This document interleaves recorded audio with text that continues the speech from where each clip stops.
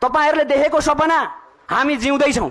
यदि हामी मरेर गएका थियौं भने सपना पूरा नहुन सक्थ्यो, तर नेपाली जनता जिउँदैछन् र जेनजी पुस्ता जिउँदैछ।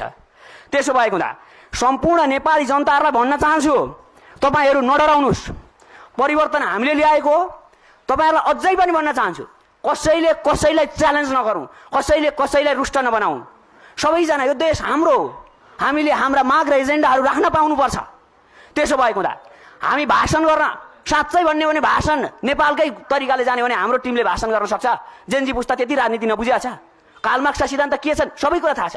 तर के अब नेपालीले नेपालको सिद्धान्त बनाउँछ, नेपालीले नेपालको मुलुकको भाग्य र भविष्य बनाउँछ, डराउँदैन। अब त्यसो भएको हुँदा सडकमा आएको जेनजी पुस्ता, सम्पूर्ण नेपाली जनता तपाईहरु साथ दिनुस्। यतिखेर जब हामी आन्दोलन गर्ने बेलामा जुट्यौं, अब माग पूरा गर्ने बेलामा फुटेर हुँदैन।